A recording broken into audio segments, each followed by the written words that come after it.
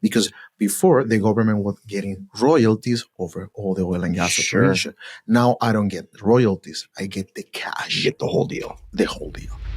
But you need to go through a jungle of Darien, which is one of the most difficult and dangerous jungle over there. And you need to do it by walk. My God. People die. What are you talking about? Desperation. Nothing to lose. Take your kid and live. And it's heartbreaking because it's people that you love that you know that you won't see anymore. Hey, everyone. When I first decided to start this podcast, one of the things I really wanted to do was to start educating people on history. I don't know that you can be a great man if you don't have an understanding of history. And right now, there's a lot of things happening in the world that are, I think pretty concerning to a lot of people. And I think for the uneducated, I think a lot of what's happening is maybe unprecedented. Well, the truth is, history, the reason you need to understand it is because if you understand history, then you'll see it coming when it's coming again, right? Because history, that's what they say. History always repeats itself. And today on the Army of Great Men podcast, I'm here with my buddy Esteban, and we're going to be talking about the fall of Venezuela. Esti has a very interesting perspective on Venezuela, as that's where he's born and raised, and now living in Canada. And so I think it's going to be a great show. That said, let's get her going.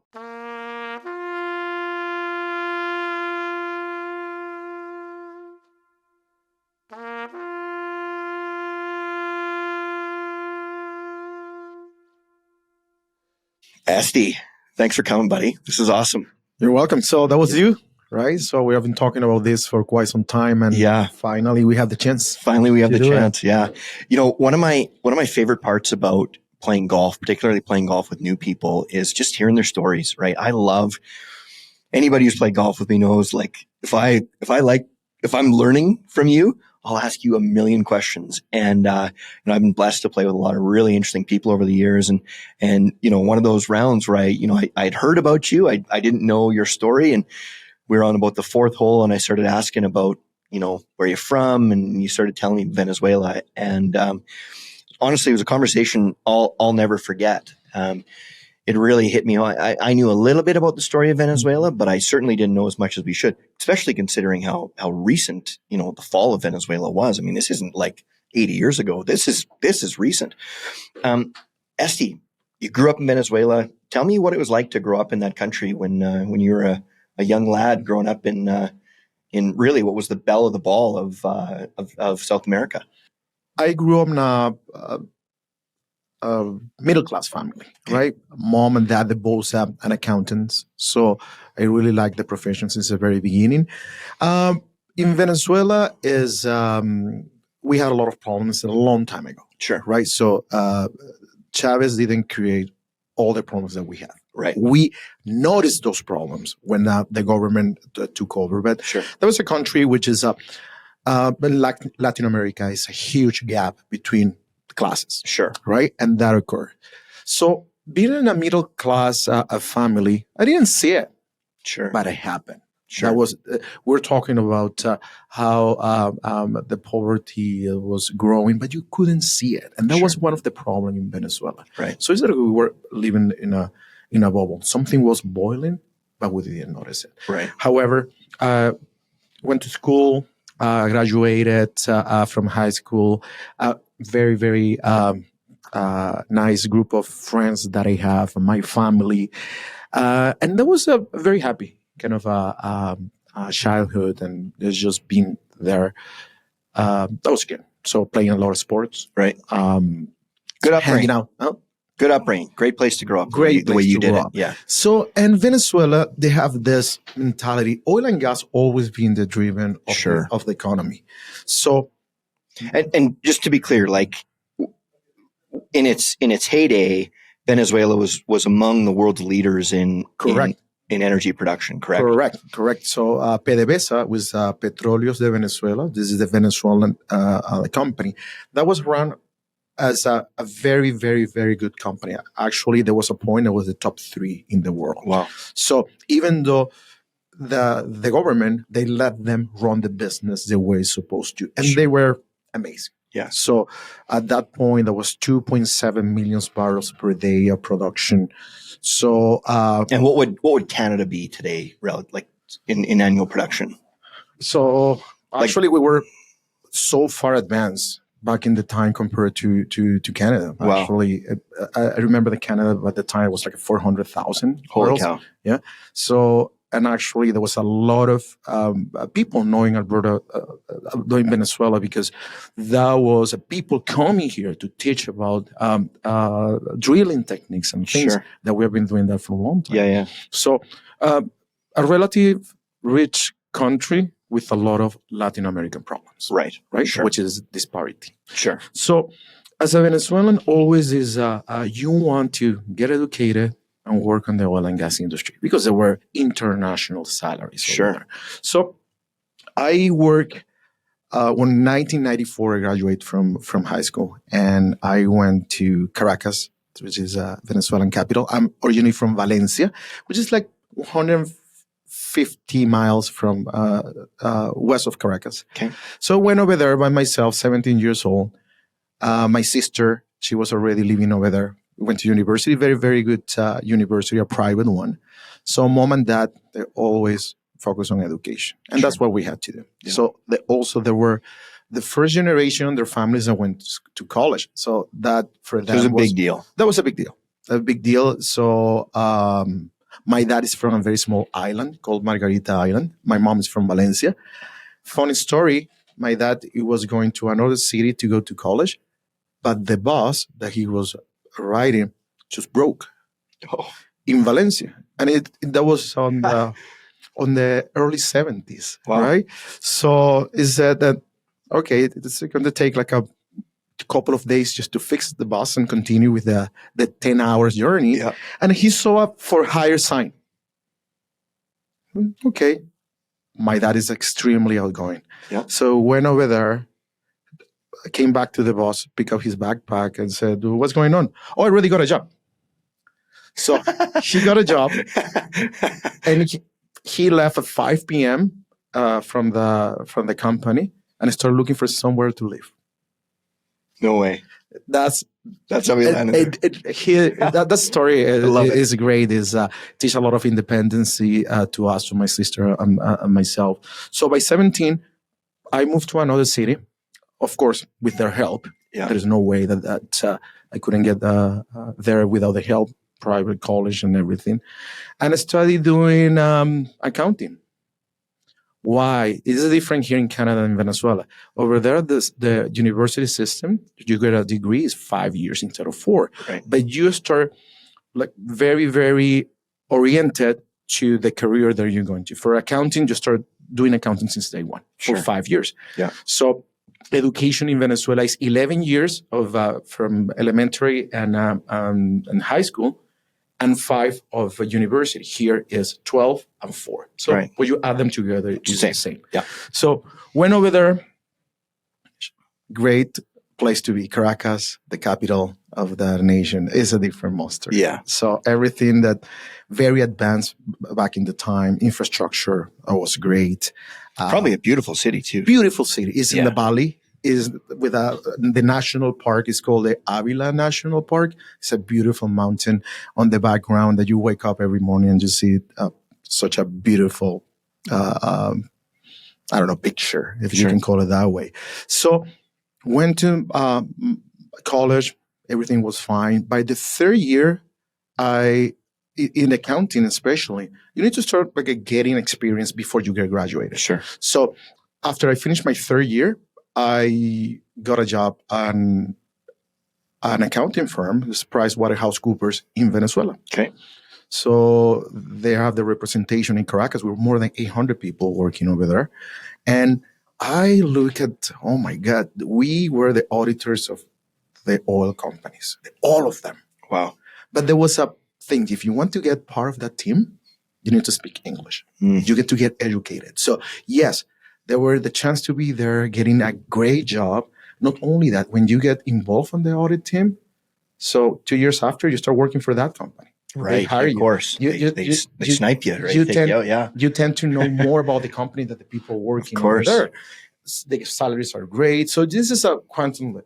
Yeah. So when you're working for the oil and gas company, and that's the reason why after my third year in the firm, that was in the year 2000, I decided, okay, now I already finished college.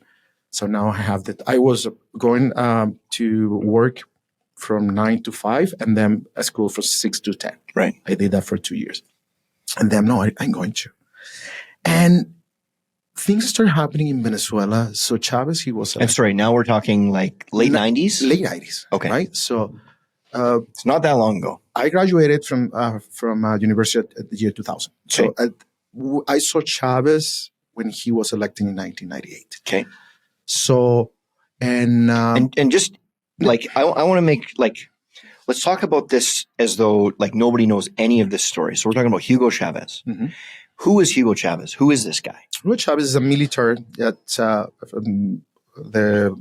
Air Force that he, with another group of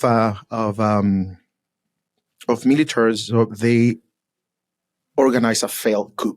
Okay. In 1994. Okay. So they're trying to take over the country. They take over the country. They fail. Back in the year, that was Carlos Andres Perez was the president of Venezuela back in the time. Carlos Andres Perez in 1994 started implementing economic policies that they were not very friendly. That was tough. Venezuela, and friendly in what way? Unfriendly? Well, there's a lot of taxes. Okay. A lot of restrictions. But the thing is that the inflation started going up and up, and they want to control that. Yeah. So what they're trying to do is that they did something that was the epiphany of not doing it in Venezuela, which is increasing the gas prices. You cannot do that. Right.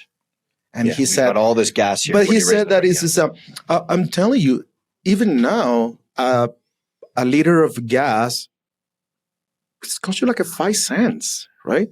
So we were always selling internally the gas in Venezuela below cost. Sure. It's to keep the people happy. Yeah, right. Right? And then, of course, selling it at a huge profit. A huge profit, yes. So, but internally, everything, all the prices was, they were distorted. So this is no way that you can put gas in part of the structure. However, it's important. Right. So in order to generate additional revenues, he decided just to put this, selling the gas at the real cost. A higher price, yeah. That was crazy.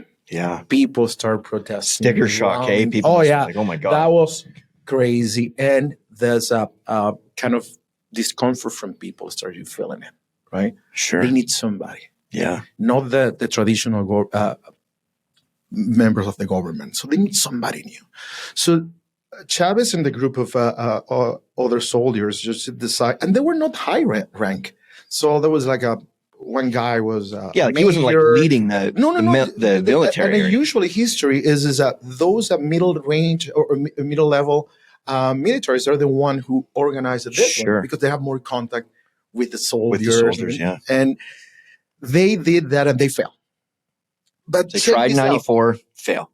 But what happened is he was the face of the coup, even though he wasn't the organizer. Right. Why? Because everybody thought there was like 4 different things that need to do simultaneously. One guy take over the palace, the government palace. Somebody else took the Air Force. The other ones, the army, and he had all by force. All by force. That was 4 a.m. 1994. That was February. Right. February 4th, 1994. Okay. So he wasn't one who failed to take position of the. He needed to take Carlos Andres Perez, the president. Yeah. Capture him, and then that was. Then that was it.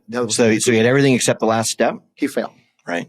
But he failed. He was caught, and he was the only one that the cameras, right, interviewed him, and he asked the rest of the military involved in the coup to give up, to surrender. Yeah, so this is a really famous event, right? Very, very famous event. And if I understand it properly, just imagine this, right? Like imagine somebody tries to take over the government, they fail, and then they give an interview, like the day after, right? Like it was right after it happened. Little we knew that was the worst thing that ever happened because they put a face Yeah. And he became a hero. and became a hero. Yeah. And the people that he said, okay, we're going to do that because the government is, they're just not doing the right thing for the people, Yeah. right? And I put it in front, and he said something that never I'm going to forget, nor any Venezuelan is going to forget.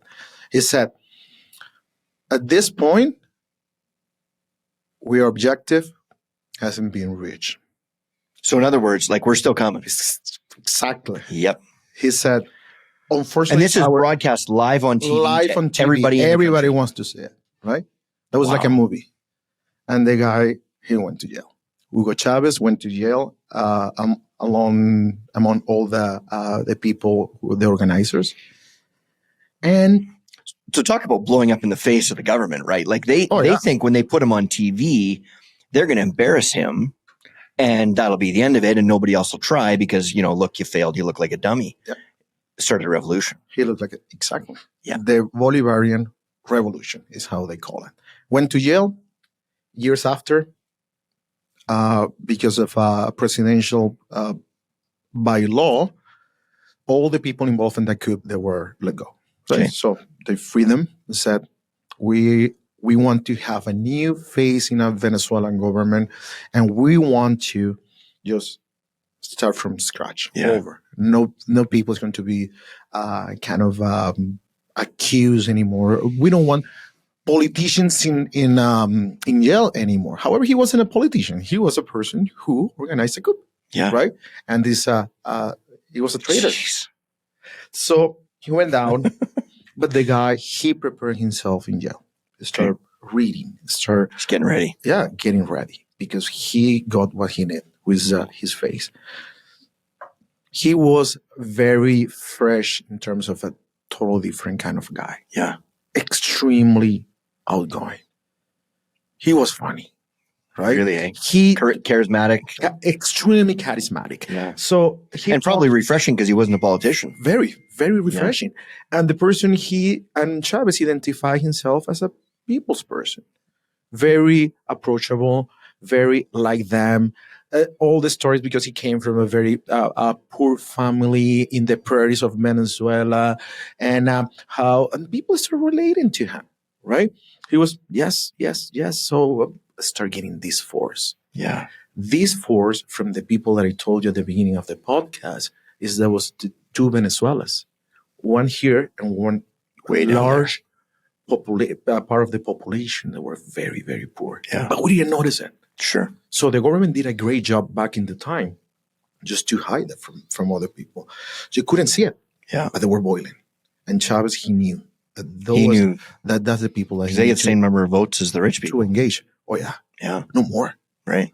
So, yeah, I mean, like 1 for 1, but like there's way more poor people than rich. When he won, Adam, that was probably the largest vote or the largest election in the history of the country. And he won for with 75% of the votes. That was crazy. Yeah. So head down. So I always believe, even though I was young at the time, so I was barely 22. Yeah. So I always thought you cannot be called that you're a democratic person when your first attempt was to take the country by the force of the military. So that these people, they don't change. They don't change. Right. All these years proved me right that he never changed. Yeah. But we did this, and my family were thinking about it. Okay, he's the president. Let's support. What else we can do? What are you going to do? Right? He started doing interviews. Yes, we're going to do things in a different way, better. We're going to work with all our allies, the United States, and we're going to take Venezuela to the next level. And everybody believed that. Not all the things do. They just believe. Sure. Well, you believe because you want to. You want to. You want what is the best for the country. So start making all these changes. And the first one is start making changes is he wants to change the constitution of Venezuela. Okay. To make it, among other things, to the election in Venezuela, just can serve once as president. You don't have re-election. Oh, no more elections. No, 5 years, one term, that's it. if you want to be elected, you have to wait 10 years. So you get 5 years, and then wait 10, go in. yes, you Okay. cannot get the re-election. So Sorry, that was the old way, or that's what he wanted to that put was in? the old way. Well, that was the old way. The old way. So now he sends all this popularity and all this approval that he had from people. Anything that he said was going to be done, right? Because they call referendums, and the people, of course, are going to vote for Sure. positive for all those referendums. So he make a change to the constitution after a year and something in the power, and he called a referendum just to approve it, and of course it was approved. What the big change? Re-election. Reducing the period to 4 years, but you can be re-elected. That was a master play for him. He knew what he was doing. Yeah. He knew that he was going to start something that, as of today, hasn't stopped. Wow. So when he got the ideas from, he started like getting along with Cuba, right? With Fidel. Fidel Castro was alive back in the time. Yeah. He was his mentor. Really? Yeah. And what happened is he saw Cuba as, this is what I want to do. So Cuba had been under the same government, let's call it that way, for almost 50 years. Yeah. Oh, yeah. That's what he wanted. Dictatorship. He knew that Cuba was the model that he needed to follow in order for him just to be in the power forever. So let me guess, they're going to start controlling some media. They're going to start taking away some freedoms, right? Like Cuba's a great country if you like doing what you're told. You know what? Exactly. And what happened in Venezuela is they start following the same thing that they were doing, nationalizing the companies, taking over industries that they were already working to make them. So just to be really clear, so this means you're going to take companies that were previously owned by private citizens, correct, and the government will take them over. Yes. And now the government owns with no and runs them. compensation. Just took them. Just took them. This is important for the country. We are going to take it. So you didn't buy it? No, whether you are agree or not. So he did what with industries, food, medicine, land for agriculture. He said, you know what? You guys have too much land. I'm going to take the land. I'm going to make you produce. But that was a lot of BS. It never happened. Right? Jeez. Is taking control. So of these are resources. Family farms that had been in their family for generations. Yes, and they happen to be doing this for hundreds of years, right?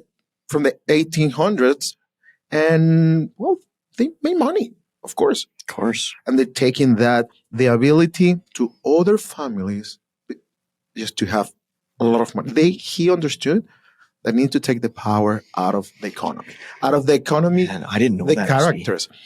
And he did that. And the guy, this is a funny story. He had a talk show, Chavez, when he became president. That's right. He had his like a weekly talk show, right? On Sunday. And was it mandatory to watch it? No. Like, was it? Well, but it was like you. But okay. that was like a national television. Sure. Right? So, and the 4 or 5 hours. Seriously? On Sundays, yes. The name was Aló Presidente, like a hello president. So you can call and you can ask questions. And he will say things. But of course, he invite people from the government cabinet and things, and they need to sit there for the 4 or 5 hours. Then he started doing this like a road show, going from towns to towns, and every Sunday they have that show. So one of the and this is like what, just a couple years into his first term? Yes. Yeah. So this, like he's not waiting around. Like this is like that was that he created, and the people love it. He started singing, they started dancing, doing whatever make the people feel like he's with them. Right, because of course the people that are cheering for him, they didn't have their farm stolen, they didn't have their company taken from them. These are the people that were employees and working. And they were saying, "I'm taking this land from this rich family. It's going to give it to you, and you can work on the land." The people had nothing to lose. Right. They never had anything. And when somebody showed up and said, I'm taking care of you, I'm going to help you, I'm going to give you, of course, you have this massive response from the people.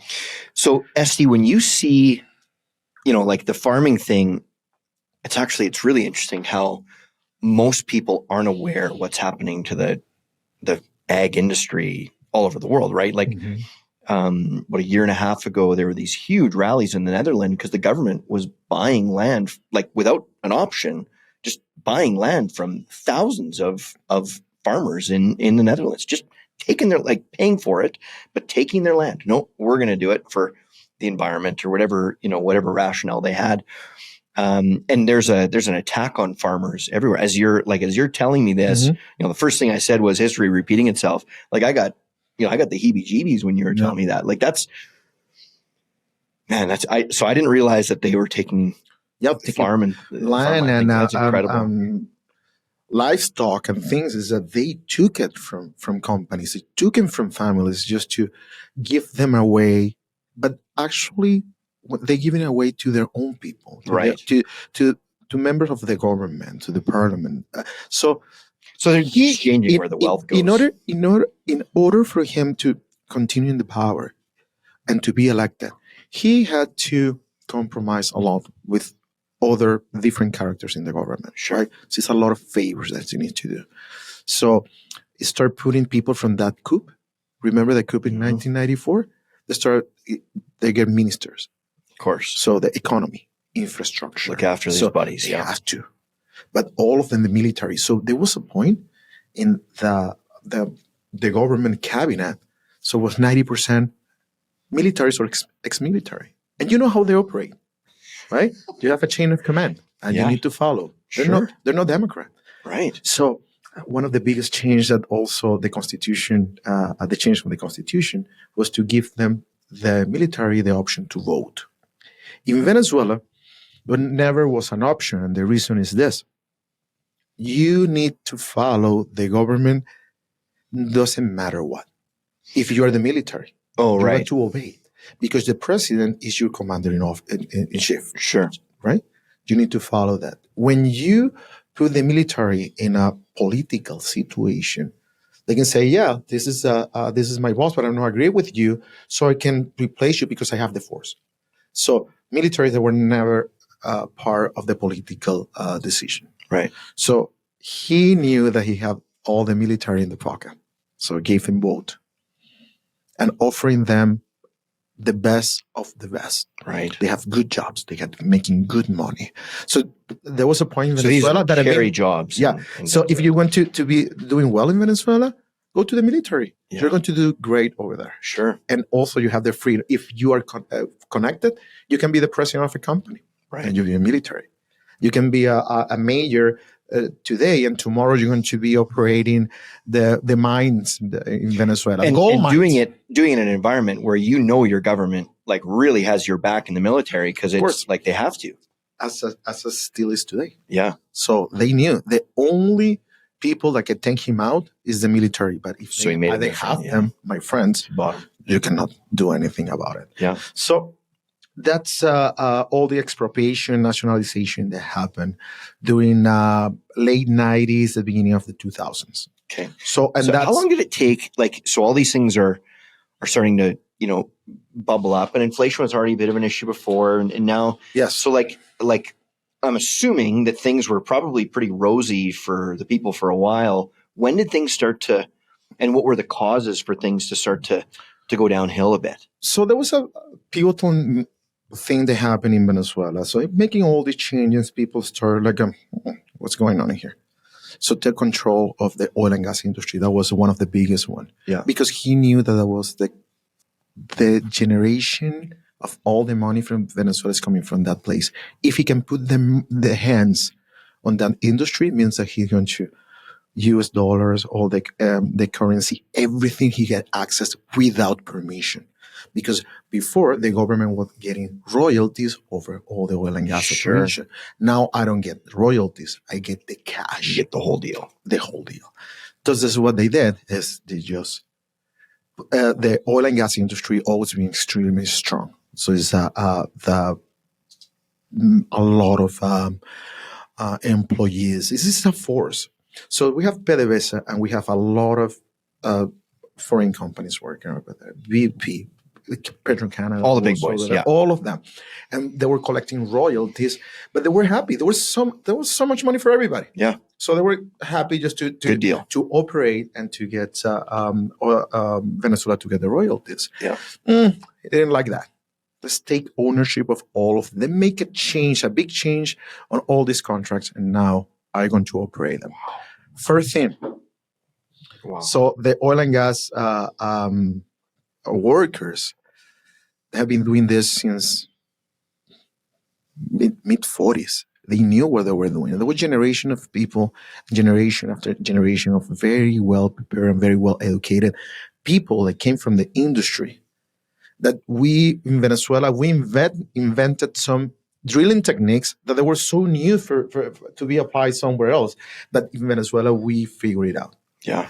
So we started doing that generation after generation. My grandpa, he worked as a roughneck in the rigs. So there was a lot of money there.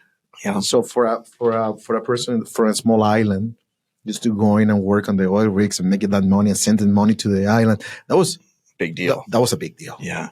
That was a big deal. So they're a force. They have a huge company with a lot of power because they generate most of the money in Venezuela. Sure. So they felt like what the government was doing was not right, and they're going to destroy the industry. So they went to strike. Wow. In the year 2002. Okay. Pressure to the government. Ending up on having everybody fired. And the industry with nobody to work. Just like that. Just like that. What happened is to start putting people that no experience in oil and gas in key positions. Like the president of PDVSA. I was a person who never run a company. What could go wrong? Yes. Engineers, like a production engineers, have never seen a rig in real life. Good Lord. Students just graduating just to put in positions and that's what everything started going down. Because like previously, percentage-wise of the GDP, like would it have been more than half came from oil and gas? Oh, probably more. Yeah. Probably between 60 and 70%. Like the lifeblood of the country. Yeah. So mine, oil and gas, that's the thing. That was the driving force. That was the driving. And then just like that. Just like that. So that caused, but I don't know, even in the middle of everything, Chavez and the government was lucky because it's when this oil boom happened. Prices soar. Yeah. So when you're making a budget for $20 per barrel, and for a period of 3 or 4 years, they run down 130. Yeah. Man, you don't see it. Pretty hard to screw that up. You don't see a hole. Yeah. There was money in the country. So Chavez started giving money to people. But he developed something called mission. The mission, we're the flag. Mission, let's save the dolphins. Mission, just making up, but this is start with the mission. Sure. If you register on that mission, you receive $500 a month. You get in that other one, $250 a month. There was people, they said, why to work? I just go in and register myself in 4 or 5 missions and I get $2,000 a month. Why should I be working? He created that thing of give me with just giving the money from the oil and gas companies, right? Getting the cash and making these social programs. Yeah. So we're talking about like some very aggressive socialists. Oh, yes. Yeah. I'm your dad. You follow me, you will be fine. You're against me, you won't be fine. So you're like, he really did learn from Castro. Oh yeah, of course. And the biggest show of that is one election.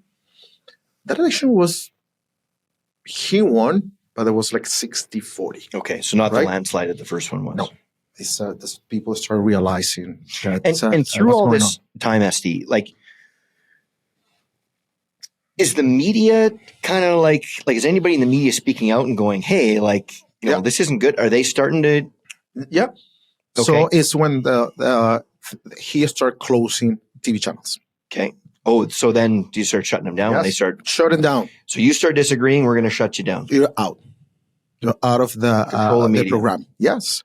Yeah. And then what doing is, and of course, back then there wasn't like everybody didn't have the internet in the palm of their hand. No. So there's no other way to get the You news. have cable TV, right? And you can see the feeding from somewhere else, but also that was control. Yeah. You start getting control of all the media and all the information to the point that there was only one channel that you can listen to. Wow. The radio, he did the same thing with the whole media. So still in Venezuela, internet is chaotic, right? And is also restricted about certain things that they don't want you to see. Yeah. So what I'm saying is when he got to the election, he also did something extremely important. He put allies and the people under his payroll in the Ministry of Elections, so that you cannot lose any other election forever. Sorry, I want to make sure I understand what you're saying here. So say this again so I really understand what you're saying. So Venezuela is an office called Consejo Supremo Electoral. Okay, It's so like the electoral office of Venezuela. Electoral office in Venezuela. Okay. So after he won And the these people second who time, run the elections? they run the election, the organization, they count the votes, they put the rules and how the money is going to be spent for campaigns and so. So after the second election, that second election, 60-40, he removed all the people in that cabinet or that ministry and put it with people that he trusts, right? People who might be able to tip the scales a little bit. Not a little bit, entirely. Yeah. So things start making changes in a way that there was shielding in a way that you're never gonna lose. Changing deciding who can be a candidate or not, depending on how popular the guy was in a district. Oh, so not everybody could run. No. So making change in the district, for example, let's say that is in this district of 500 people, right? But the 500 people is they're opposing to the government. So why don't we add this district to the district which is beside, right? So it's more like even forces. Sure. And if I win here, I get more points. In here, I'm going to lose anyways. So here, I'm going to make more even. Start making all those changes. There was tailoring their election for them to win. Made it impossible to lose. Do you know what he did? He got access to a list called the infamous Tascon list. Tascon is the last name. And this person, his job was to put together a list of everybody that signed the petition for a referendum against Chavez. Oh. And then what happened to those people? So those people were never, ever able to get a job, open bank accounts, getting his ID, let alone a passport just to leave the country. Those people that were confined, not to have anything. Did he close their bank accounts, like their existing bank accounts? Oh, they get them fired from jobs. You cannot hire these people. I learned that John, Peter, and Donald, they're working here. Do you want me to close your company? Simply because they voted against them in a referendum. Yes, and they knew it by name. They knew everybody by name. So you need to, if you get to get anything from the government, you need to, in the website, you need to put your ID, we call it cédula, la cédula, number. So just to validate that you are allowed to deal with government stuff. Jeez. So that's the control that happened. And that's when people start leaving the country. There's nothing. I have no jobs. I cannot. The biggest employer in Venezuela now is the government, right? Because all the companies that were national took over, took over. I don't know where to work at. I cannot get in my ID. What should I do? Good Lord. What should I do? They need to leave. Well, because you can't fight them. You can fight a system like what are you going to do? So you cannot fight that system. So fast forward 30 years, we have an election on July 28th of this year. In Venezuela? In Venezuela. Okay. So they have a candidate. The name is Maria Corina Machado. So she won the first round for the opposition. The opposition is extremely divided in Venezuela as well, right? Is it a two-party system there?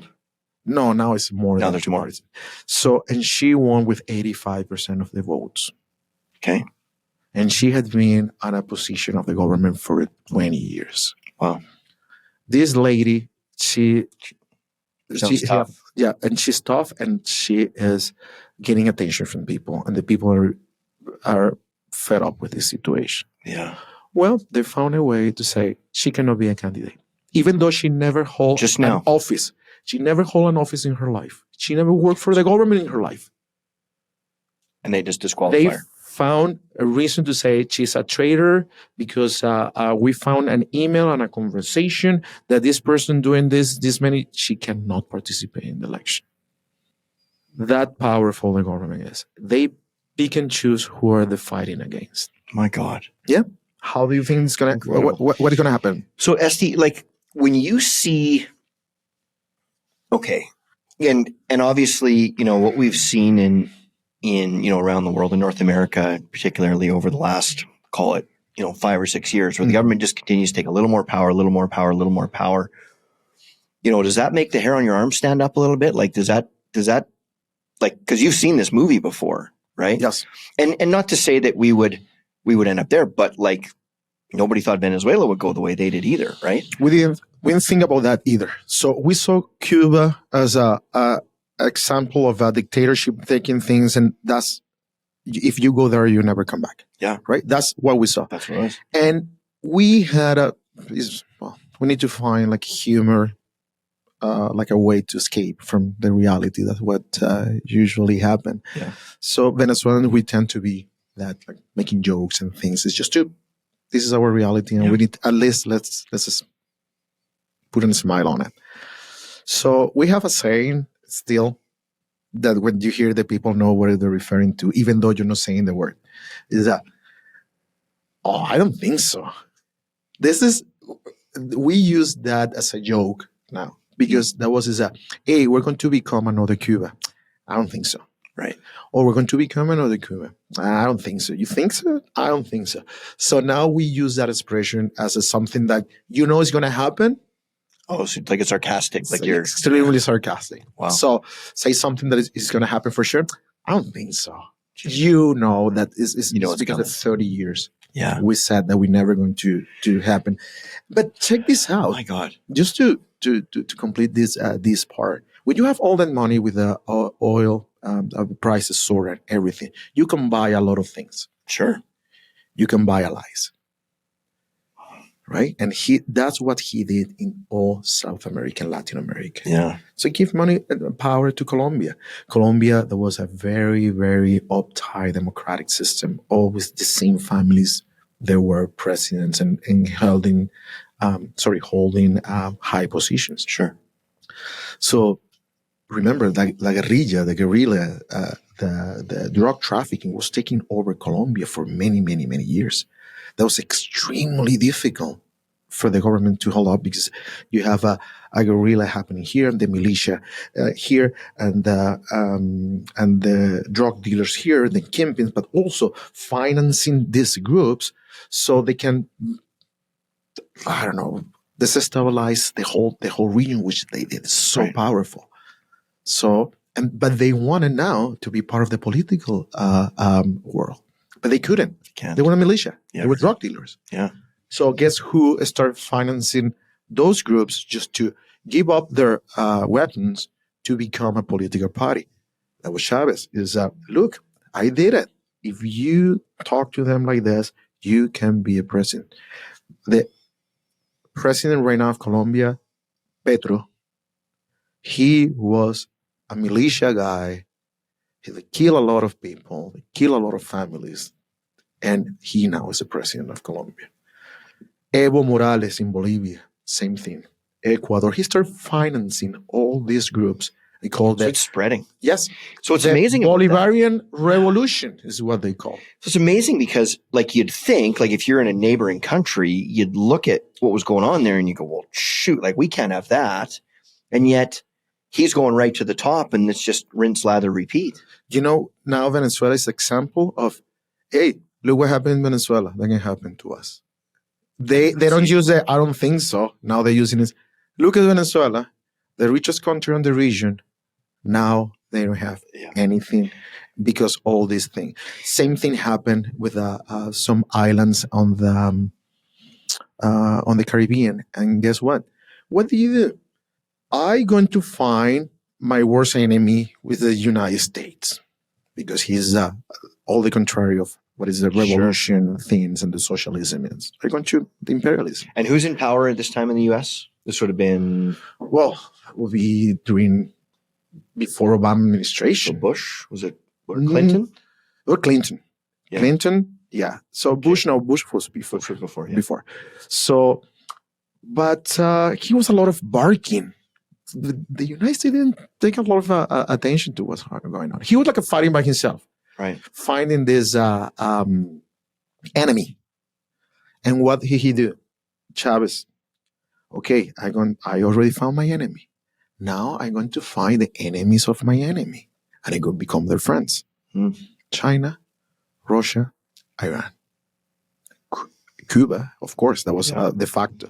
So we start like doing things together, giving money to all those groups, extremist groups, just to make what they wanted. And we have a lot of money to pay for it. Yeah. So, yeah. So then, like when things started to get bad economically, I mean, you've told me this story, and it led me to read about it. Mm-hmm.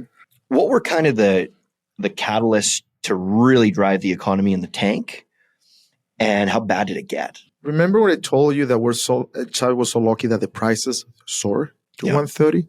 Same thing in 2014 when the prices went down. Yeah, right. There was no money, right? Because they had to. So China, they knew what's going on.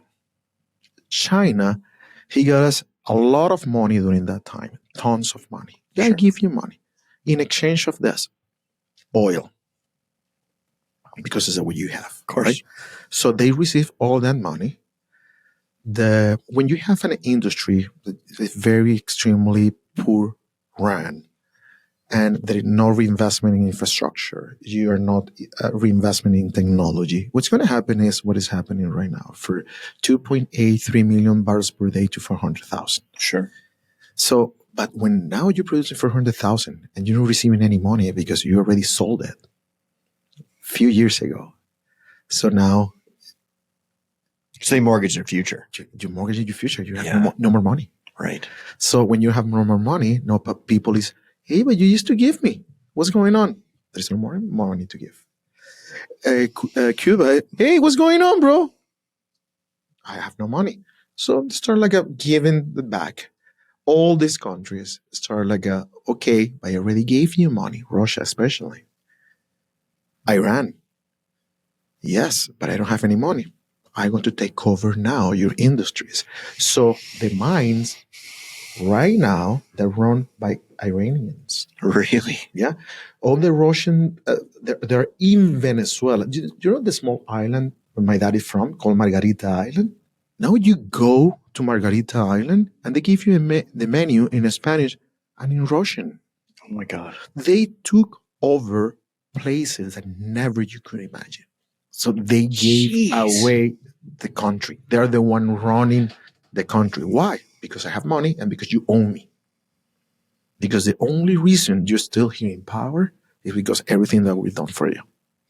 What's that line, Esty? It's like something like socialism's great until you run out of other people's money. That's true. Right? That's what happened. They ran out of it. And it's a lie, right? So socialism and communism is a lie. Yeah. Right. Well, it's a pipe dream. It's not spreading the rich. It's like distributing the poverty. Yeah. That's what you're doing. Yeah, it doesn't work. It's a country. The only people doing well are the government members and the people connected to the government members.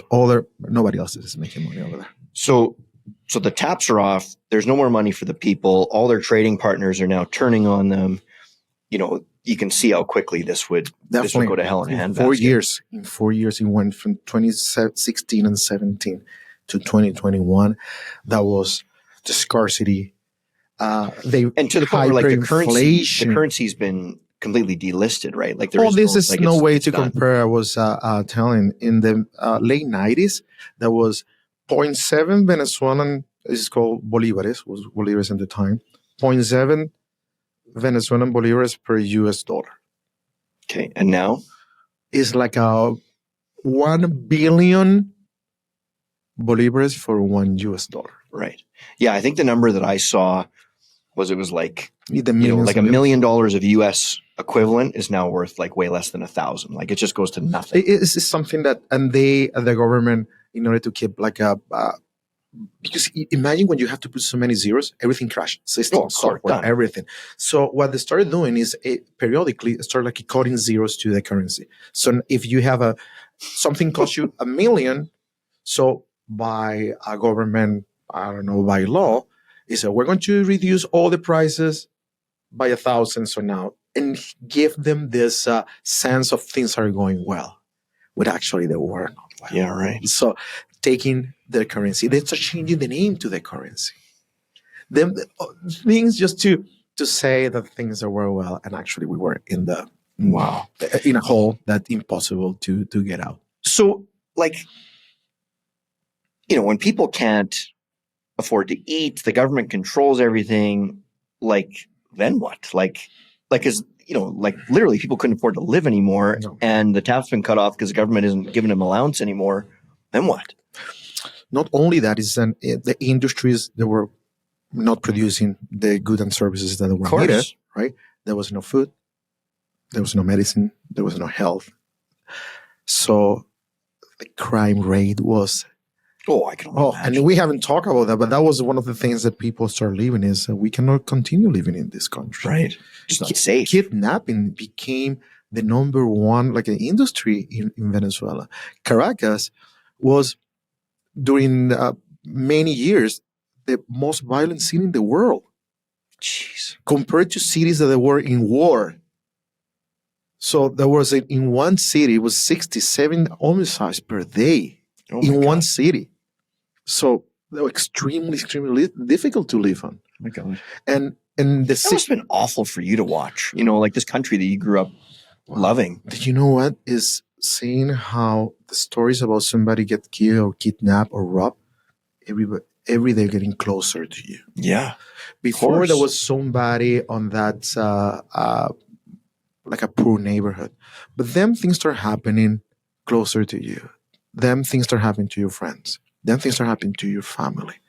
Then your brother get kidnapped. So what's next? It's you. It's you. The next is you. Yeah. And that people... I talk about seeing the writing on the wall. Yes. And the people that were like the target for kidnapping, they were not even rich people. But if a one night of work, I can get $5,000 from you, Adam, just by kidnapping you, and I do that every day, that's a great business. Yeah, for sure. So the crime, or this organized crime, start taking over. Of course. Not only taking over, we have now gangs that are spread all over the world. So, and kidnapping became the number one crime in Venezuela. Actually, we have a name. This is express kidnapping. So you can kidnap a person for 24 hours. That's it. That's all you need. It's all I need. And guess how many times the victims of the kidnapping die? Probably not very often. 75% of them. 75%? Yeah. They would, so they get the money and still kill them. Yeah. Why? Because most of the time, kidnapping happens people that you know. Sure. So you got to kill them. Jeez. That became an industry. So the people that were able to get up on a plane and get in a passport and leave, out, they did. And where'd they go? The U.S., Miami. Okay. Florida is always been the number one destination for Venezuelans. Then Panama and Colombia. Those three places. Yeah. Okay. And so how many people left Venezuela? Like what was the decline in population when this happened? Venezuela is around 34 million people. Right? Okay. It's similar to Canada in terms of population, but Venezuela is the size of Alberta. Okay. In area. Yeah. So it was counted that 8 million Venezuelans have left the country since 2015 to right now. We're talking about more than 30% of the population. So like this is like in Canada, this is like Toronto just leaving Canada. Just walking out. Just walking out. How desperate can you be just to say, well, I want to walk until somebody, until I find And something. when you say walk out, you mean literally walking out because they couldn't afford gas and they didn't have a car. Oh, So they literally walked out of the country. walk. Just take your kids, a backpack, a container of water, and start walking. Oh my So God. if you see the map, see Venezuela, see Chile, you cannot imagine walking over there. Yeah. Venezuelan immigrants went to Chile, Argentina, Ecuador, Peru, going through the Andes. My God. The most difficult things is the Andes, right? To walk. It's cold, it's high, it's dangerous. Let alone that you need to walk through countries in which also there is violence and crime. Yeah. People get robbed on their way over there, or people taking advantage of the situation. Unbelievable. Let alone, let's say that you're a small town in Colombia. Yeah. But that you already have your problems. And tomorrow and the week after, you receive 50,000 people in your little town. Everything collapsed. Everything collapsed. There is no food. There is no way to put the kids to go into school. There is no health. There is nothing. So unfortunately, Venezuelans, we became a problem for the whole, for the wrong reasons, for the whole area. Yeah. Right? We start creating problems and people start not liking us. Of course. But what else are you going to do? What else are you going to do? These guys that come here and they take there's little things that we have, and now they always say, well, they're taking our jobs. Not really. One of the things that Venezuela always had is people are very well prepared and educated. Sure. So when we're taking jobs from other people because they need to fill a void. It's not because there were not enough people to work, right? But this is, well, now we're taking advantage of the situation. Hey, let's go to Chile. It's a lot of jobs. Hey, let's go to Peru. There is a huge need for skilled workers. And people start going over there. Yeah. So when in South America, they start blocking Venezuelans just to go there. So they decide to walk to Mexico. To walk Mexico as a stepstone to go to the U.S., but you need to go through a jungle of Darien, which is one of the most difficult and dangerous jungle over there, and you need to do it by walk. Oh my God. People die. What are you talking about? Desperation. Desperation. Nothing to lose. Take your kid and live. Go to Guatemala, then to go to Mexico. But people will be walking to Massachusetts. There was a case of, not many, but like 40 Venezuelans that came to Ontario. Walk. My God. Yeah. So it's unbelievable. It's unbelievable. And it's this. So when did you leave? When did you leave ST? Like, so you got out before things got really bad. Yes. So first off, when did you leave and why did you leave? Like, is it that you saw it? You saw the signs? No. Or you just? I just left I just want to get educated. I just want to do my 2-3 years outside Venezuela, coming back work for the oil and gas company, work for a good company. Venezuela, where we were not immigrants, we never went immigrant. We were receiving all the time. So when there was a World War II, we received Italians and Spaniards for the Civil War, Portuguese, they're fleeing Europe because of all this conflict and all this also civil wars happening over there. And Venezuela opened their arms. Colombians, they always had the problems. And it's a lot of Colombians in Venezuela, Peruvian, people from all over the world. So Venezuela have a lot of money back in the 40s and 50s, not a large population, and a need for skilled workers. So open up for everybody. We never were a country in which we live. There is so many things to do over there. Where you live, yeah. Right? So being in the position to start going out of the country, that was unknown. We as an immigrant, we didn't know how to be an immigrant. Right. I came just to get study, coming back, love my family, love my country. I just wanted to come back and that's what I wanted. Sure. So in the year 2000, and everything happened in parallel. My accounting firm, they were the auditors of the oil and gas company. Mm-hmm. So first thing when Chavez took ownership of the oil and gas country is to get rid of the auditors. Of course. And he put KPMG. Okay. Nothing wrong about KPMG, but also a large accounting firm.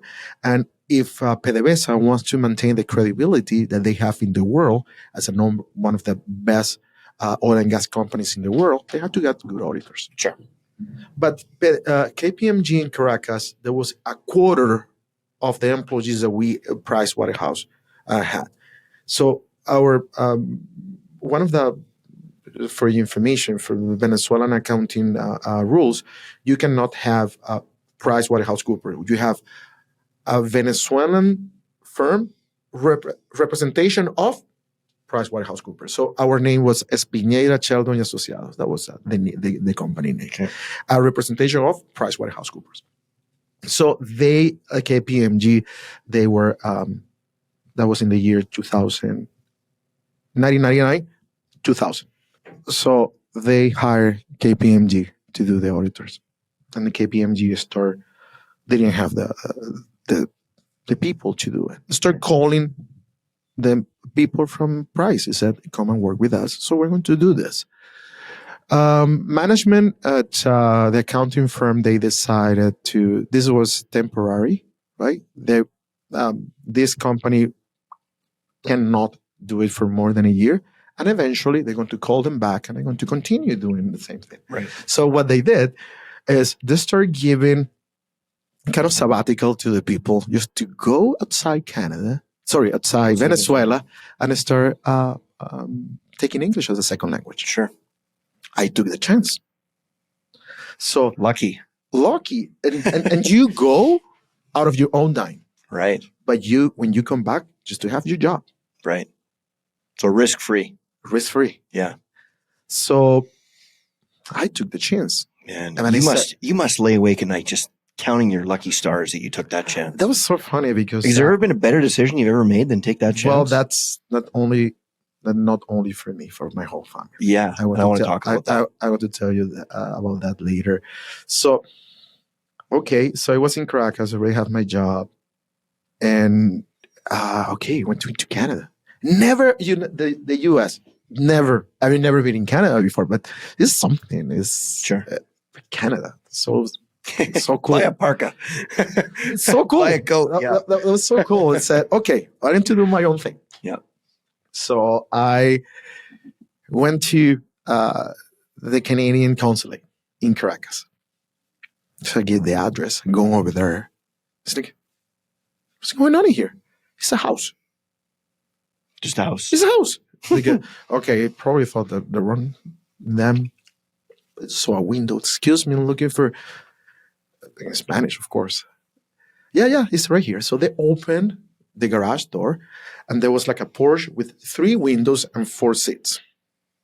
Okay, so I went to apply for the visa.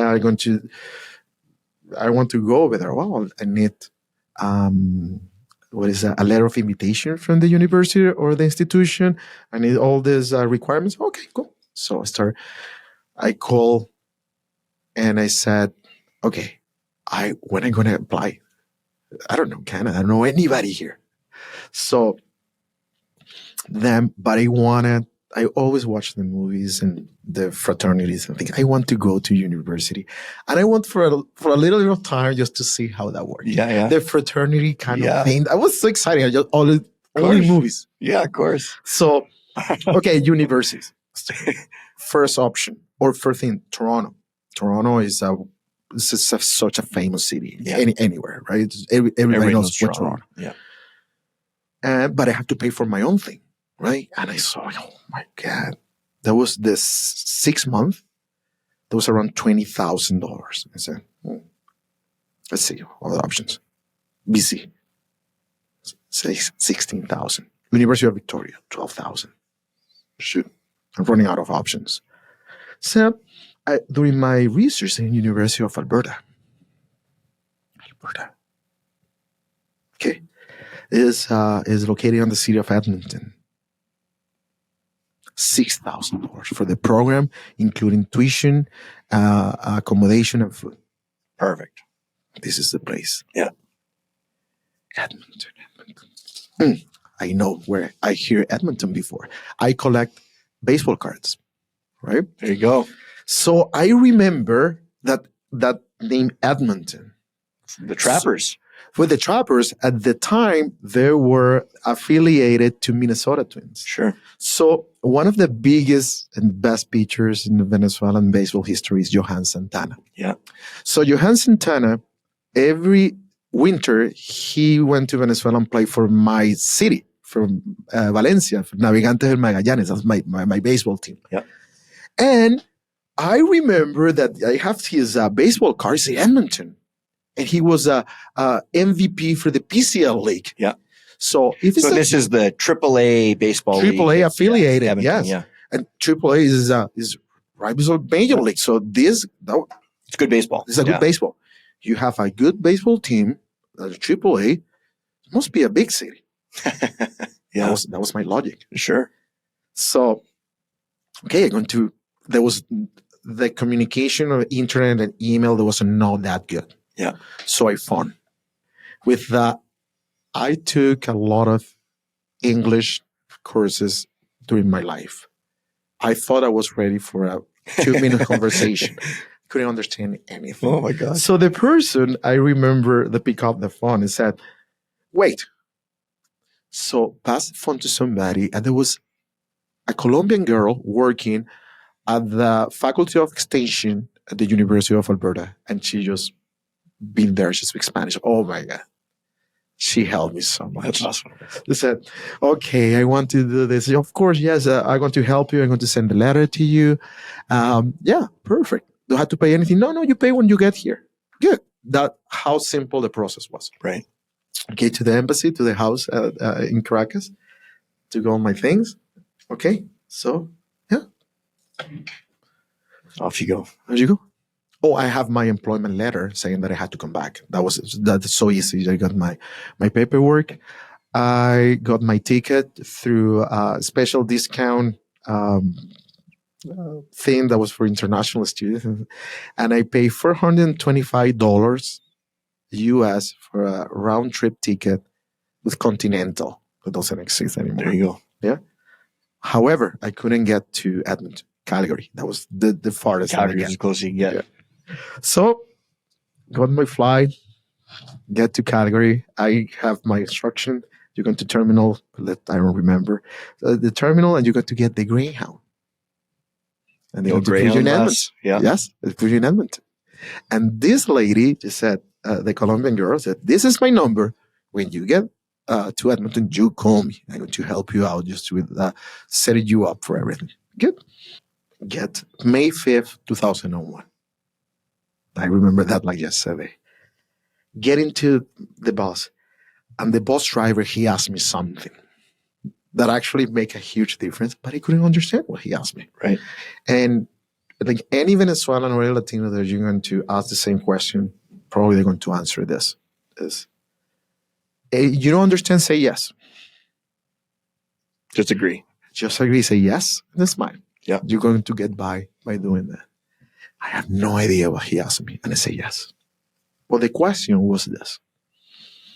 In Edmonton, there was two bus stations.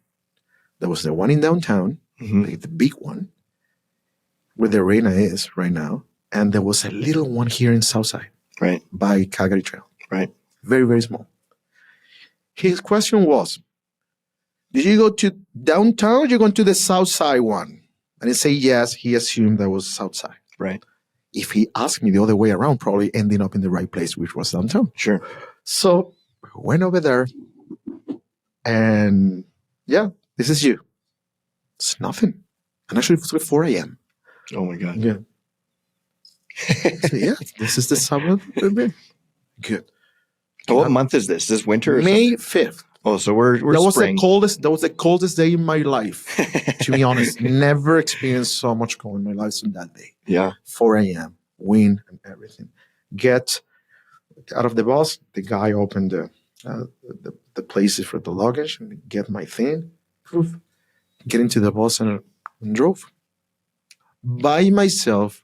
4 a.m. And you're outside, like you're not sheltered. Yeah. So open my bag and start putting everything that I was over there that I thought that was going to work for the call. That was his reality said everything that I bought in Venezuela. Yeah. For the weather, was useless. Everything was useless. So I have this piece of information, no cell phone, anything. Of course. So Gateway, there was a Gateway Boulevard, right? And I started like waving a taxi to stop, waving, nobody stopped. It's a minivan. It's a lady. Just she approached very slowly and said, taxis, they won't stop. You need to call them. I was trying to communicate that the best way I could. I said, well, I'm just getting here. I need to go to this place. And she said, wait. Okay. But she left.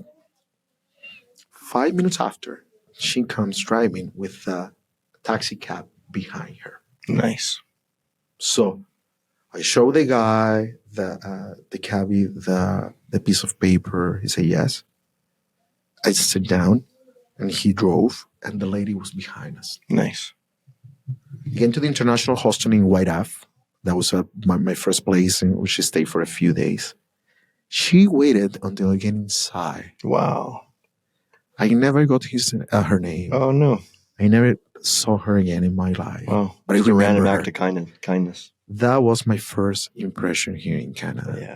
I tell the story so many times because it's happened. It's And I beautiful. said, who does that? Yeah. A person never seen it. And probably my face or my whole, I don't know, attitude is this guy needs help. Amazing. And I was offered a hand by a complete stranger and set me up to be here in Edmonton. That was my first story about this great city Amazing. that I call home. So then you get settled. Yeah. You're settled here. You're getting accustomed to the weather and everything in between. You probably learned a couple things about hockey. Definitely. Yeah. And then of course, everything's going to hell in a handbasket back home and you're watching it. Not yet. Not yet, but in the years to follow, like, or sorry, I guess what years did things really start to get Bad after 2010. 2010? Okay, so you've been here now 10 years. You're established. You're working. But check this out. I just came for 6 months. Sure. And then right. I saw the opportunity to continue studying at U of A. So I complete my ESL program by December. Of course, I called I was still employed. I called and said, I need to, I saw this opportunity. I want to stay here. I said, no problem. We understand. But when I came here, I came with my own money. I have a good salary and we get bonus. Every 3 months, we get an additional month of salary. Okay. So all the money saving to come here. So, but in Venezuela, it's a lot of, they protect a lot of, they used to protect a lot of the employees. So if you work for a company for a year, you deserve, if you're terminated, 2 months of compensation. They can be accumulated. So I've been working at the firm for 3.5 years, and I never touched any of my social things. Right. So, okay, we're going to give me an account, and we're going to wire you that money. I get a call for RBC. Sorry, you need to come to the bank. You receive a large sum of money that you need to clear, right? So there's no way to internet or anything like that. You have to go to the branch, White Avenue. And so I had wired $18,000 from my ex-employer for money that I've been saving that I have no idea. You didn't even know you had it. Your bonuses and accumulated statutory things by the government. I get that money, and that was a game changer. Yeah, right. So I can register. I registered to go to the Faculty of Extension, take all my courses and things, and without working. I started working after and at the kitchen of the power plant at the U of A. Right. Best job ever. I did that for a year. Nice. And I was a dishwasher, and I was studying and going to work over there. So during that time, I met my late wife. She was doing the same. She was ESL, and also she was an accountant. So we started working together to were trying to get educated and get the designation. At the same time, things in Venezuela started like getting weird. All these big changes from Chavez nationalizing things. They said probably going to stay one more year. Just hang on a minute. Yeah. Just pause. Yeah. Then things start getting worse. It's more from one more year. My late wife, she was from Colombia. And we used to go over there often. In the year 2000, we got married in 2004, sorry. And then we went to Colombia, got married over there. And our son was born in 2008. Okay. And when did she pass? She passed in 2015. 2015. Yeah. So that was the moment we said, we're staying. Yeah. For the sake of our son. I don't believe things are going to improve. Actually, they're going in a very, very bad shape. Right. That in 2008, 2009, I got a job 2005, I got a job at Deloitte & Touche here in Edmonton. Mm-hmm. That was my first experience working on taxes. Never worked on taxes before. Right. And I just stayed there. Good job, stable. My son was here.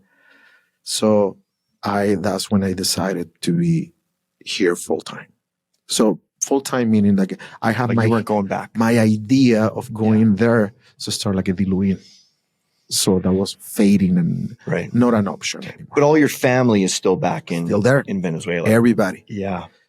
And you're talking to them all the time. You're staying in touch. Every Christmas time I was there. Oh, you go home. Yeah. And every time that I went over there, that was this heavy feeling of staying. I want to stay. You see, because it's home. This is home, and everybody was. Even though things started going weird, my sister had a good job.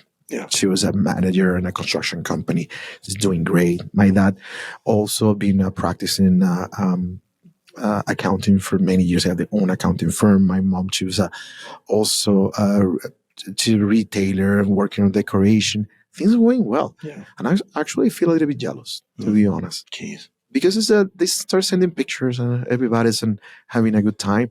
And we were not having a good time. Right. Right. We're struggling. So a salary and still renting and things were difficult. I wanted to really to be there. Yeah. But at the same time, the logic said, this is right. This is not reality. Yeah. Something's going to happen. Something's up. And things start happening. Right. And when they start happening, when the oil prices went down, the economy went to the sink, things happening too fast. Mm-hmm. And that's what I said, wow, that was the best decision I ever. No kidding. Yeah. Because not only that, I was able to start supporting my family to come here. Yeah. So, and this is going to be the kind of the conclusion of this conversation, which is the part that, like, my God, like, you talk about, like, my goal of the Army of Great Men is to inspire people to be great. And this story, like, this is great, right? So many people can recognize that things aren't good in the world or things are, and then you go, well, what can I do, right? Like, what can I do to make a difference or to help people or whatever? That country's going to hell in a handbasket. People can't eat. They can't get out. They're walking out on foot and your family's there. So what do you do? So out of the tragedy of having my late wife pass. Yeah. So I always came from a small but extremely united. How old was your son when that happened? My son was 6. 6 when that happened. 6. And was it sudden? My son. No. Was it sudden how she passed? Was it? No, it was there was a lengthy and extremely long disease that she had. Okay. So that was you never prepare for something like this, but that was not unexpected. That happened. However, he was 6. He didn't know. So now you're a single dad. For quite some time. Yeah. But I have the support of the most amazing family you can have. Sure. They left everything that they have month before my late wife passed. They came here. My sister, my niece, my brother-in-law, my mom, my dad Okay. came here just to be help us, supporting us. Okay. So in March 22nd, 2015, my late wife passed. Mom, dad, my sister that still had businesses over there and things to do. They stayed with me for quite some time. My mom just stayed for 6 months. And when my mom left, but imagine it was by myself, no family, a little kid, and extremely sad Yeah, in a course. very, very, like, not a good mental place, right? Affecting. So the person that was your companion over all this journey for all their life, they were not there anymore. And not only that, that you saw that person dying. That was extremely hard. Yeah. So mom, she's with me over there. And then my sister made a decision. And she's just seeing things in Venezuela in 2015. I'm telling you that the collapse in 2017, but in 2015, we just start feeling that things were not going well and extremely difficult for everybody. They have their own business and they work hard for them just to get by. Imagine the feeling for the rest of the people in Venezuela. So my niece, so she came here to finish high school and to not help me. She was just a teenager, but just to be together. Yeah.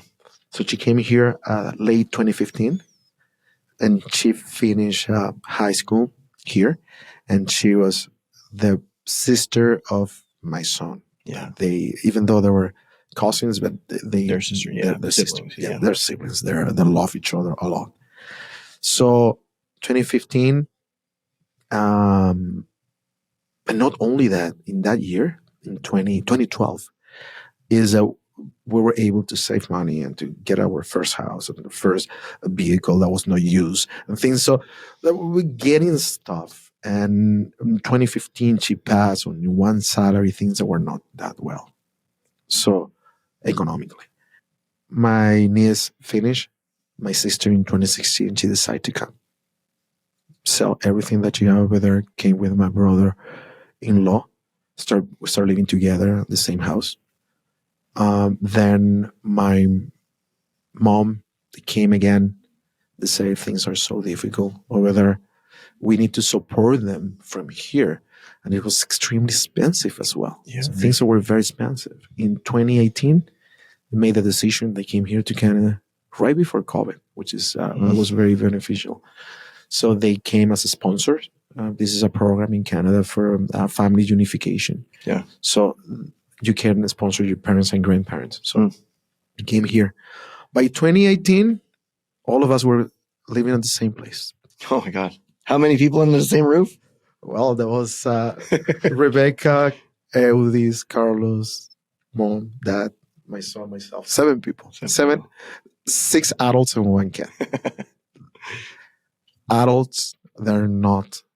Moms, let me rephrase it. Parents and kids, they're not supposed to live together after. Let me tell you, that was something. I bet. Yeah. But that's what I had to do. Yeah. At that time, just I moved to a bigger house, the same one that I'm living in right now. So then my sister, my brother, they started getting good jobs. They go their own place, mom and dad as well. So things, but I was like the pioneer, the one who opened the door for all these things to happen. And mom and dad, they became just Canadian citizens a few months ago. They were the last ones. And they were so emotional that they said, I understand all the sacrifice things that you did while we were doing things, but you changed the life of everybody in this family. And yeah, that happened.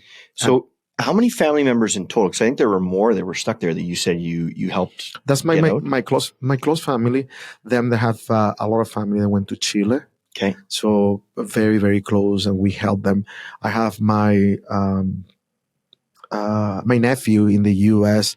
I was able to sponsor him just to go there and get into college and get a scholarship playing baseball. So all our families outside Venezuela. And how many people total? Probably from the close family, like 40. Wow. Yeah. And how many of them did you help get out? Half of them. Really? Mm-hmm. Amazing. Yeah.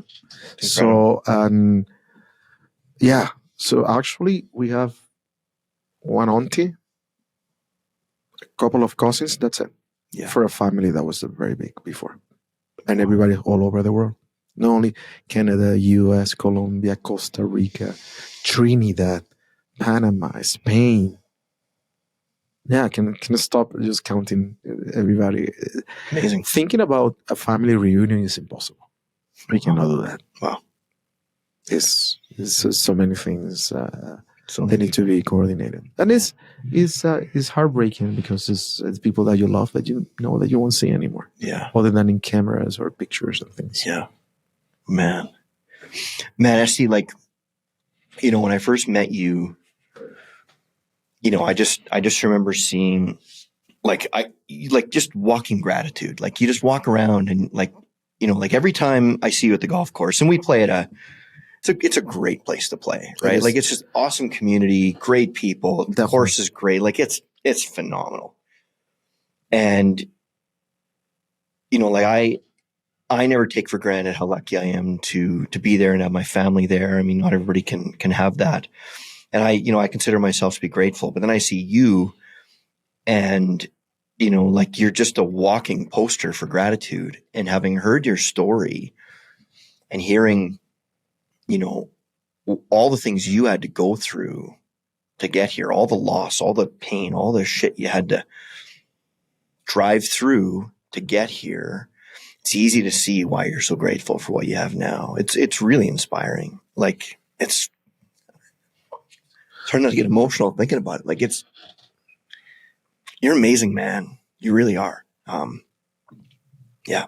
And it's, like, you got to push pretty hard to get you to tell your story. I mean, you don't just walk around telling everybody all the stuff you went through, but good Lord, man, I'm really glad I know you. I'm lucky. I'm lucky because life had put in by my side. Sorry, an extremely loving family. Yeah. And when you have the family around, your friends become your family. Of course. And for a long time, they were the cornerstone of everything.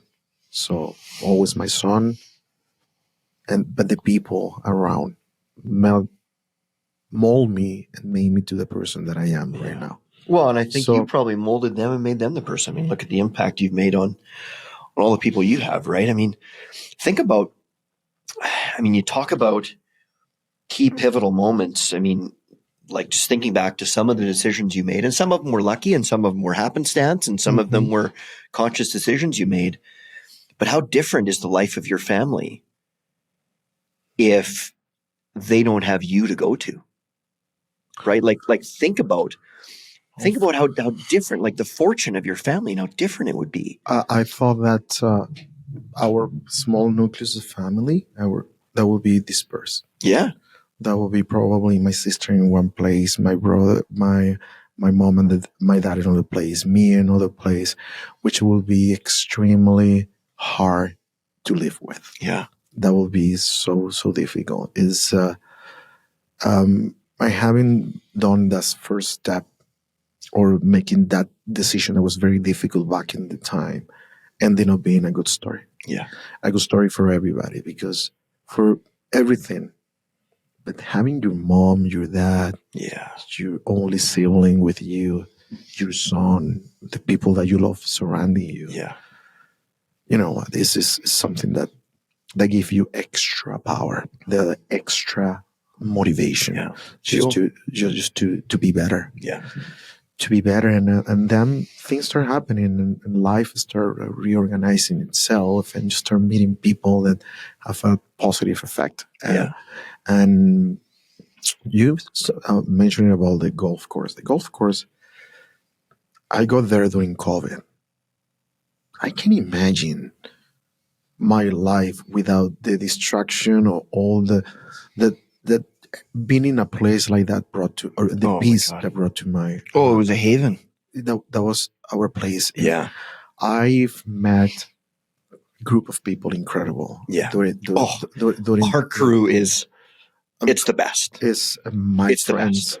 Yeah. and I'm so proud of to be there because is that was genuine group of people Yeah. accepting you for the person that you Totally. are, Yeah. and that's Yeah. you With know, open arms and love and love and a cold beer and a big smile and a big smile. and a big smile Yeah. all the time. So I just so Yeah. grateful that happened. And when good thing happened, and just start like seeing life in a different way. Also positive things start Yeah. getting to you. You get into a new relationship, and you're happy, and you Yeah. are, and your job start doing better. And when you're in the right place in mind, good things start happening surrounding you. That's the truth. But we need to look for that. We Yeah. need to fight for that, to Yeah. be in a good spot. Yeah. Right? Never just to say, okay, well, this is what it is. No, we can change what is what it is. In the first episode that I did on my show, I think it was the first one, I talked about how anybody you know who's really great, man, woman, I don't care how old they are, anybody you know, and you look and you're like, that person's great, I guarantee you they walked through hell for a minute. Like everybody who's great had to walk through hell for a minute. Everybody. You don't just wake up and be great. You gotta fight for it. You gotta get there. And like, this is just another example of the story, right? Like, it's just your story is, it's so inspiring. And I think, the people that are listening to this, it's going to be interesting the reaction of this show, because I think a lot of people are going to listen to this and view your story of Venezuela and how it fell as a hopefully they view it as a cautionary tale. Mm-hmm. Because if we don't wake up, like everybody thinks, well, it can't happen here, it can't happen. Well, Yeah. No. Yeah, it can happen anywhere. It can happen fast. Anywhere. So that's the first thing I really hope people get out of this. But then the second thing is really taking inspiration that, like, everybody has this. Everybody has the fight in them. Everybody has the ability to be great. And every once in a while you get tested, and you can use that test to fail or go into the ditch and be a victim and never get out. Or you can use that test to do some work on yourself and get tough and get hungry and make a better life for you and your family, and look back on your journey with knowing that the journey is what got you to such a wonderful place, and look at all that heartache and everything with love and gratitude. And I, like I say, like, you're just a poster for gratitude. It's so awesome to watch. If I can leave a positive message out there, is find a motivation. Find it. You need to find a motivation, because it's everybody and the whole world is going to want to shut you down. Exactly. And they're going to shut you down. They're going to learn what is your value as a human being, as a person. Yeah. Find a motivation and walk through that. Yeah. Walk through that. Whatever your motivation is. Yeah. Just find one, and things can start happening, and people start noticing. Absolutely, they do. Yeah. Yeah. Esty, thank you so much. You're welcome. This was so good, man. I mean, you and I have been talking about doing this for a while, but there are certainly some new things I learned today, and I hope the boys at the club all give this show a listen and share it with their friends. Man, this was such a great conversation. Well, thank you. I know you're a busy guy, much. so thanks for doing this. Esty, this is great. Thank you. You're welcome. Awesome.